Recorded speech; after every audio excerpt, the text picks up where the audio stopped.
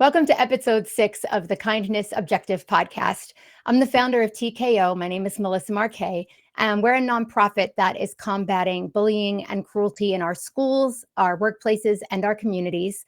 And joining me is Eric Mariasis. He is a senior software engineer and a computer science tutor, and he's had a lot of success, but it didn't come without trials and tribulations, even including a time where an entire social media page was created to make fun of him.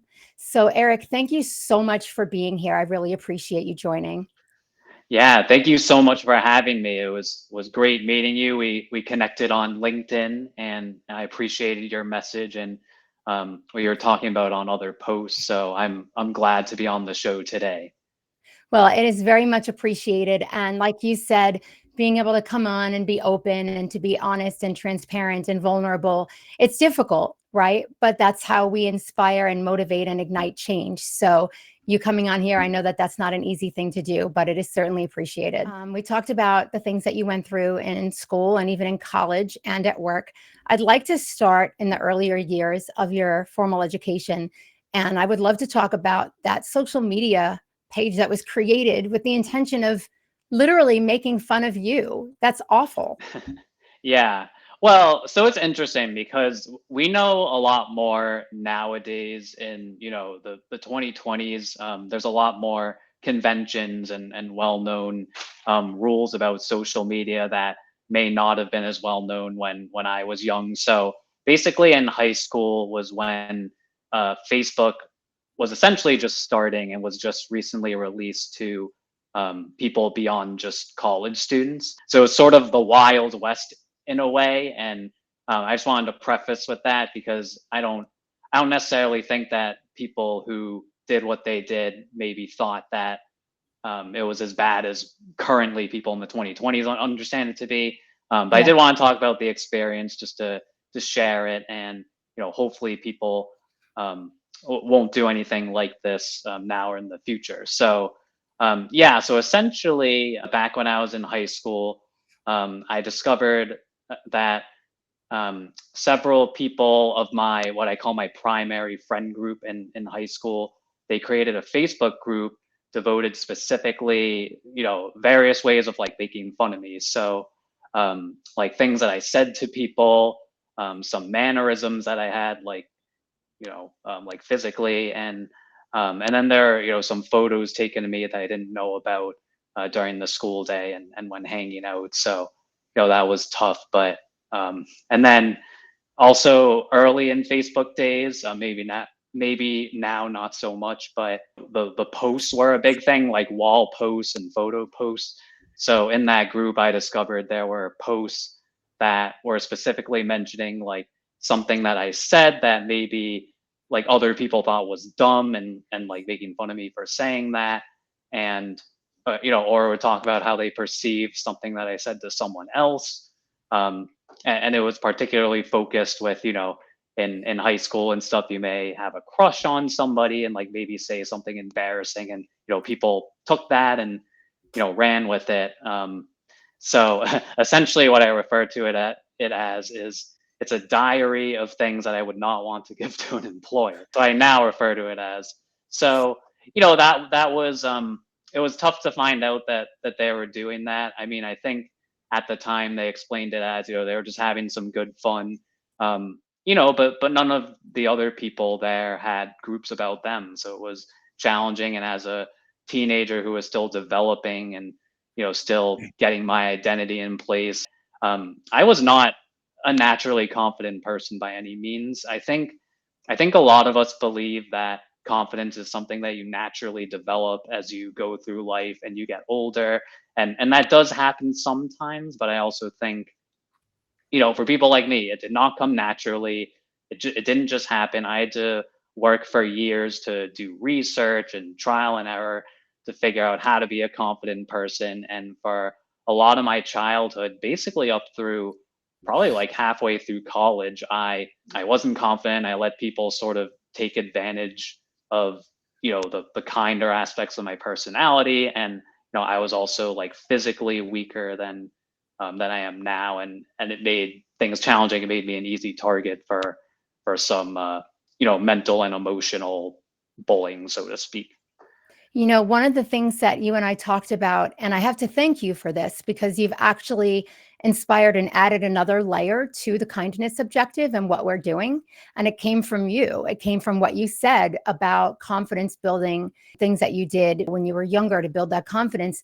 And I thought we're doing all of these amazing workshops for kids to cultivate empathy and to be able to try and understand what it would be like to walk a day in someone else's shoes, but we hadn't really thought about the self-confidence aspect of workshops. And we're actually building that out right now. And that was because of you. So thank you for that, because you're spot on. And what you said is so true. And I was talking to my brother last night about TKO and chewing his ear off because I'm all excited about what we're doing.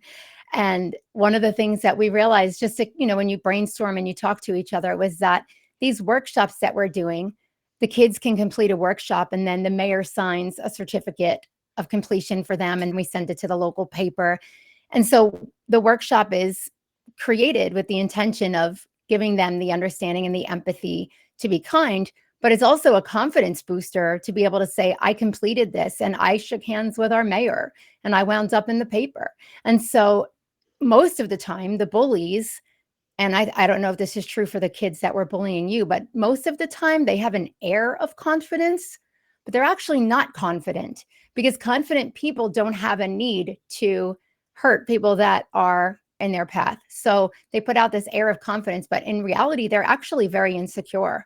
Yeah, and so to that point, actually, I'm glad you brought that up because I did want to mention. So, well, when I was in high school, I don't like I wasn't part of a friend group that was sort of universally taunted, and unfortunately, like there's some kinds of friend groups who are just like mercilessly bullied. Like there were some people who Yeah. might dress a certain way who would just be the butt of every joke. I was not part of that, but I think the people I hung around the most, they're kind of in that area where they had enough social skills to be friends with each other, but they couldn't necessarily get the courage to maybe talk to the kinds of people that they wanted to, and that was probably part of the reason that I hung out with them in the first place. But like you said, that leads to a situation where maybe to gain that confidence gap that they don't have, instead they need to find someone to put down, and in a lot of cases that was me. I do think that was part of the situation, and looking back now, it is a while ago, and I know they didn't mean anything bad by it, but it did hurt at the time. I would also love to know, I know, like you said, these were your friends, which makes it hurt even more because these are people that you're trusting, that they care about you and that they have your back. And if someone else were doing that, these are the people that you would count on to make sure that that was not happening anymore. And so the people that you should have been able to count on were the ones that were actually hurting you, which had to add another layer to the amount of pain that you felt. Yeah.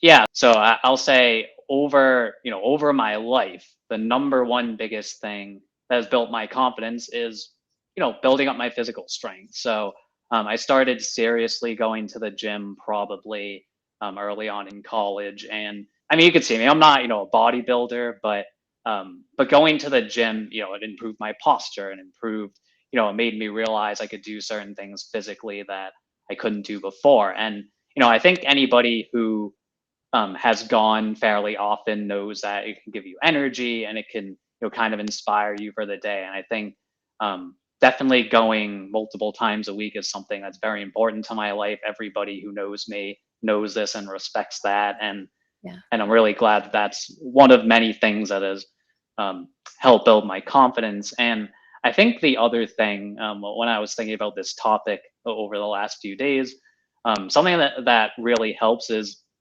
so like maybe like some people who are listening to this, I used to be a huge people pleaser, and of course, I don't want to upset people when I want to avoid it, but one thing I think about now is, if I'm pleasing someone else, am I still please myself? Amen Um, to that. yeah. So so I want to please someone as long as it doesn't make me upset.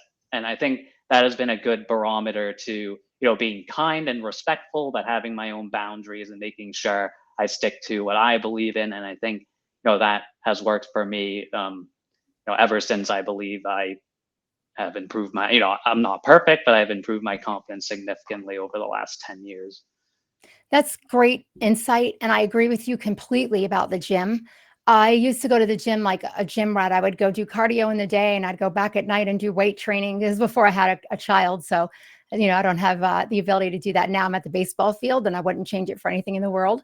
But I did tear my ACL like a year ago, and I haven't been able to go to the gym at all. And oh my gosh, I feel it every day, and I miss it. So I do remember though the days that you go to the gym, you walk out, you stand up straighter, like you're saying, you just feel better, your health is better, it clears your mind. It's an amazing way to boost your confidence, and I think that it's great that you found something that gives you that. Yeah. Another thing I want to talk about is, a lot of people listening, and I wondered this myself when thinking through my past, was while bullying's never justified, I did think to myself, what made me a target? Like, why was I the one in that friend group, to be the butt of the jokes and to be, to have this happen to me? And, none of what I say is trying to blame myself for my past, but I think, I want to reflect on maybe some things I thought that maybe led to me being a target, so that, maybe parents who are listening to this think, how can I help, how can I help my child grow so maybe they're less likely to be a target. You can never Yeah. prevent it, but when I was younger, I grew up in a community where I was very sheltered, was very wealthy. So my childhood, I think, and to not really a fault of my own, but I think I was judgmental of a lot of different things. Like, I judged people who would say prioritize sports over schoolwork. I was very academically inclined and I enjoyed studying. And I also judged people who would be involved in sort of drugs or things that, maybe were against the law. And I think, I don't think I ever said any of these things to people, but I think maybe my judgmental attitude came across, and maybe people saw me as being different and not as relatable to others.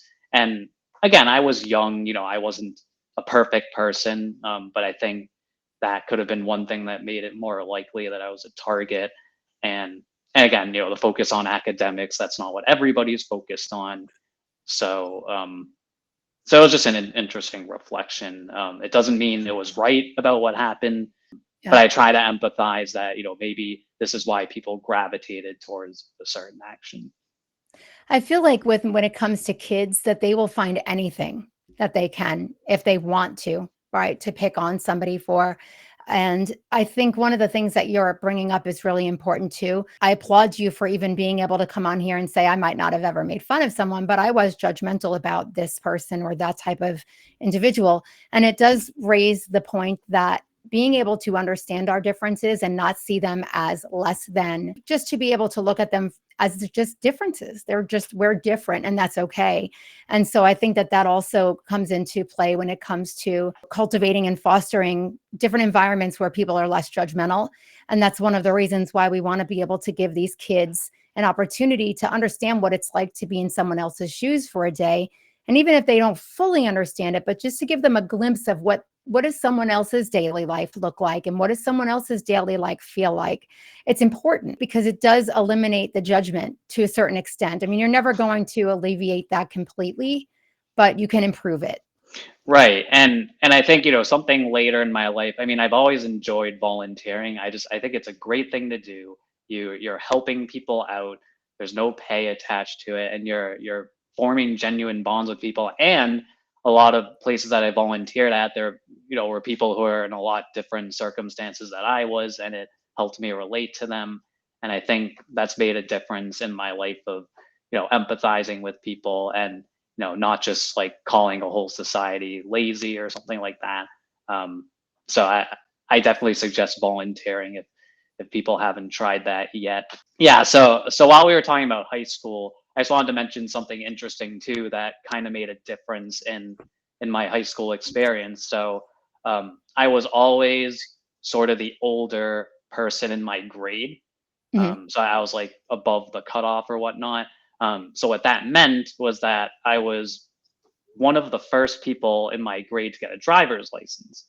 Me Um, too. yeah. So what that meant was almost all my friends, and then even some people grade below me, they would ask me to drive them places, and that's okay. But sometimes it got to a point where there would be people who would try to hang out with me because I drive them places, not because they genuinely enjoyed my company. So Yeah. yeah. So there was one situation where, at the time I kind of had a crush on somebody, and I was hanging out with them as a friend, and they knew that I had a crush on them. It wasn't hidden from them. They would ask me to drive them. So I live in Massachusetts, so um, Dunkin' Donuts is a huge thing. Oh So gosh, yes. this person would always ask me to drive them to Dunkin' Donuts, and more times than not, I was happy to go there. Get my bagel or donut or whatever it was. Um, and this would happen, over a series of months, and then, again, there was a point where, I knew that I wanted this to be something beyond friendship, and then, one day I said, I like you, and I want to, see if you would like go out with me or whatever. And this person basically laughed in my face and tried to, redirect it back to, can we keep driving to Dunkin' Donuts? And I was very hurt by that. Yeah. One of my early crushes, and yeah, it was tough. That is And a very good point about making sure that people want to be around you for the right reasons because they enjoy your company. And I'll give you an example. I used to sing for a living. That was in my background, and I loved it. It was like I was in love with music the way people are in love with each other. And it was my whole life. And when people would see me, they wouldn't say, like, "Hey, Melissa, how are you?" They'd be like, "Hey, how's the music going?" It was not, I didn't even have an identity outside of it anymore. And I remember going through a really hard time because I was recovering from anorexia. I had a really bad eating disorder. I was 28 and the clothes in the children's Gap were falling off of me. And I was proud of that, which looking back on that is insanity. But I remember going through that, and all the people that wanted to be around me when I was out singing and doing all this fun stuff were nowhere to be found at all. And I remember one friend saying, like, "Well, aren't you better now? Like, can we go out? Are you going to sing?" I was like, "Okay, I've been doing this for 3 days." Like, "No, I'm not better. What do you mean?" And it was so hurtful because it made me realize that these people weren't around me because they wanna be around me, right? They were around me because they enjoyed a lifestyle. It was eye-opening. It was like all the people that I thought loved me all these years, they really didn't love me. They didn't even know me. So I get that, yeah, and it's important that you know the people that are around you because of you. yeah, no, I'm sorry that happened to you. I mean, that sounds like a difficult experience. I've never had experience with an eating disorder, but that must be very difficult, and I empathize with that. But yeah, I mean, to a similar point. So another thing, so beyond the driving, um, that when I was, so like I said, I had grown up in a wealthy community. My family happened to be very well off, and I think another part of that too was, some of these friends would be more inclined to go to my house because we had like all the food there and the video games, and of course, it's fun to do that stuff. But what I started to figure out there was a problem was there would be times where if there was some get together that wasn't at anybody's house, sometimes they would include me, sometimes they wouldn't. So, that kind of Yeah. clued me in that, sometimes they wanted to do it just because, I had the nice house. Yeah, that was, a lot of high school. I mean, a lot of high school was great too. I think that, I did go through all this. I mean, it's not, there have been people who have gone through worse, of course. But, something that people might be curious about is, why, why didn't I like go to a dark place with this? Like, why didn't I go and say, this is it for me, I'm done. My friends are making fun of me, and why don't I just throw in the towel? And I think for me, um, I tended to focus on the academics, and I, did have sort of a promising, academic career. I was always very inclined in math and the sciences, and I definitely saw a bright future for myself, and trying to, study for tests and see what college I could get into, and I very much looked forward to that. So, so while the experiences that I was going through were challenging, I I tried, and I think successfully, to keep my focus on the future. And I knew that I could have a future if I put my mind to it. So fortunately, I didn't go to that dark place. I think, I think one thing that's more challenging about being in school nowadays versus when I was in school was, I was sort of in that generation where there was a hybrid of, there were some flip phones, some smartphones. Yeah. Some people were doing things more in the physical world, some people were doing things more like on social media, but Yeah. a lot of nowadays it seems more, people are like more immersed in the world on their I phones and actually, some. in high school, we had beepers. Oh I'm wow. dating myself now. Like, we didn't even have that. We had the beepers, and we thought we were the coolest thing on earth. And I can still tell you, if you text somebody 17 dash, no, it was 17-31707-1. If you beeped somebody that and they turned it upside down, it said, I love you. So that's how old I am. You're right, though. It was different then with things like Snapchat and Instagram. And it's people are immersed in their phones. They don't even live in the world around them anymore. It's There sad. was there was actually one more aspect of my high school experience I wanted to talk about because I think it applies beyond high school and throughout life. So I just wanted to share like something that also defined my experience was um, another thing that happens a lot is sometimes you're treated a certain way because of who else you're around other than your primary friend group. So I was kind of in a situation I had these primary friends who are probably the most similar to me than anybody else. And then, I would also go to some parties and events like that hosted by this other group of people who are very friendly, but, maybe dressed a certain way that most people didn't understand, but Mhm. I enjoy being around them. They're very nice. So Yeah. sometimes the primary friend group would judge me if I went to something related to this other group. And like one thing I remember about high school and just even in adulthood to some degree is that there's a lot of complex dynamics to navigate with. Who can you be around when this person's around? Like who can you Oh, invite to yes. who can you invite to the party when this person goes? Um, and it even got to a point. So I ended up having a COVID era wedding, but when I was planning to get married in 2020 and we were making the guest list, there was a point where we said, oh, like we can only invite this person, sit them here. And I was saying, no, like this is our wedding.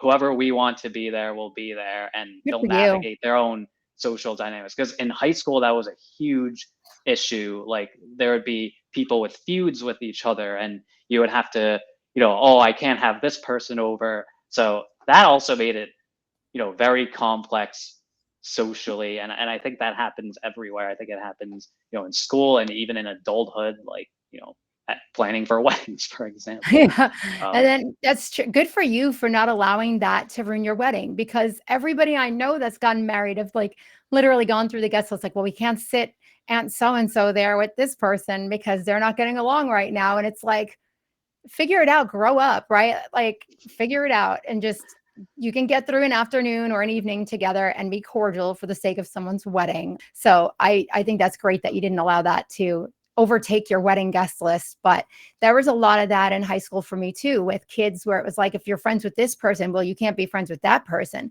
It's so silly. It's so stupid. It's like, why? Right. And so no, yeah, yep. and it happens a lot. Like if you're friends with the jocks, you shouldn't be friends with the kids that are goth or whatever, right? You have all these little groups of people.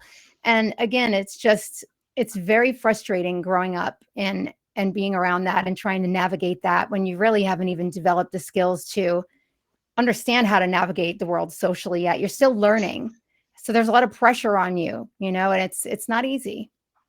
Yeah, and I think I've talked a lot about some of the negative experiences that have happened, but another thing I want to talk about that I've thought about a lot is that there were a lot of people even in the periods of my life where I didn't have as much social skills. There are a lot of very kind people with great hearts. A lot of people say in high school who I wish I spent more time with, but honestly, like what I was thinking during that time was I almost felt like if someone was being nice, it was like a movie that I was watching that wasn't actually directed at me. Like I thought they were just like being kind, but not towards me, or that they pitied me, or that they were like exaggerating. Like I almost couldn't accept that they were actually being nice. at the time, because I thought, these other people aren't being nice, so how could someone actually be nice? But I do commend those people that during that time, really tried to make me feel great and, you know, raise my self-esteem, and that played a key part in my life, and I'm forever grateful. And I think some of those people know that I'm grateful for that, and I'm actually reconnected with some people after high school who, I very much respected, and I think they appreciated that. So I wanted to, say it's not wasn't all wasn't all downsides. I think Yeah. most people have good hearts and, want the best for the people around them, and I try to see the positive in that too. I love that, and I'm really glad that you've reconnected with them after high school and that they know the impact that they had on your life. My grandfather used to say this, people always voice things when they're upset about something, but very rarely do they voice their gratitude for something. And so being able to relay that to those people and say, "Hey, you really made a positive impact in my life and helped me feel good about myself during a time that was really hard." I'm sure that they were really happy to hear that. I'm sure it meant a lot to them.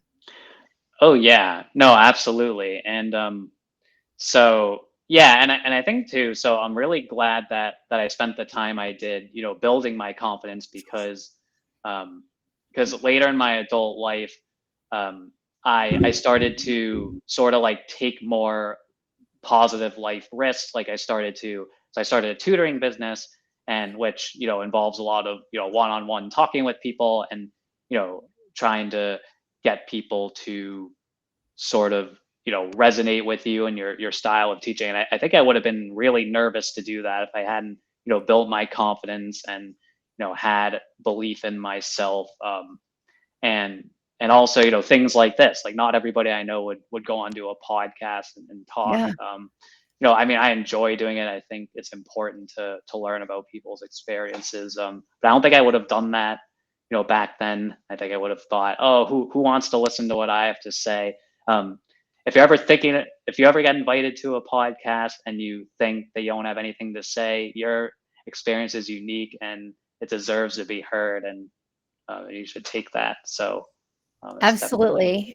Absolutely. And I'm so glad that you're doing this because you do have a lot to bring to the table and your experiences really do matter and will resonate with a lot of people that are now in high school and are going through things that are similar to what you went through. And I think one of the things you said that's interesting is when people were being nice to you, you kind of felt like, are they being nice to me out of pity or like, what is this? And again, that stems from not having the self confidence at that time, probably to realize that you deserved for people to be nice to you. We all deserve people to be kind to us. And so I would imagine that as you got older and your confidence grew, that you didn't feel like that anymore when people were being kind. Yeah, and don't get me wrong. My entire life, I think it's great when somebody's nice. I mean, I love a good compliment. I remember in high school, like this. So one of the people who I actually ended up reconnecting with later, just one random day, like I had gotten a haircut a couple of days prior. Like nobody said anything, and then this person was just like, that's a very nice haircut, and it was such a small comment, but at the time I was like, wow, like that person noticed, and that's amazing. And I said thank you so much.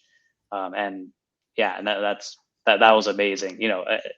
Such little things like that can make such a big difference, especially now when a lot of people feel lonely and unheard, and even the smallest kindness can make such a big difference. That is an absolutely powerful statement because of how true it actually is. The littlest things can mean so much. Even just smiling at a stranger in the store or holding the door for somebody.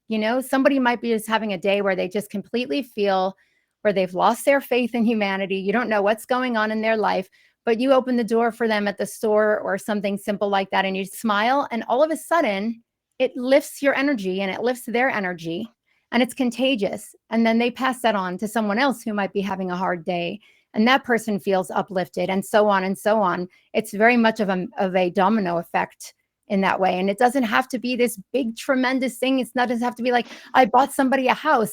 It could be, I held the door. I paid for somebody's coffee in line behind me. It doesn't have to be a huge thing to mean a lot. Yeah. I mean, so one thing I was curious, so you started this organization, and have there been ways that other people have said their confidence has been built that's worked for them? I mean, my way has worked for me, I think it'd be very interesting to see, what may have worked for others too, because, not everybody's like me, believe it or not.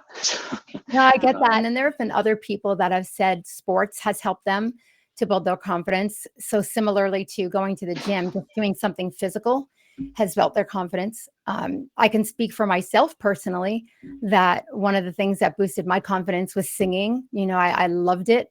And piano, I love to play the piano. And I remember when I was going through that whole time with the anorexia, I bought this piano and I was 28 and I didn't know how to play and I can't read music. And my friends were like, that's an interesting decision, right? Like, why would you buy a piano? I decided I want to play. And I got this piano and I sat down and I played it like I'd been playing my whole life. It was bizarre. I have no explanation for it. But I remember looking at my hands and thinking, my body just did that. And I had a new respect for my body that I didn't, or appreciation, I should say, for my body that I didn't have before. Whereas before it was like, I just looked at myself and saw every single flaw constantly. Every time I looked in the mirror, I showered in the dark, so I couldn't see myself.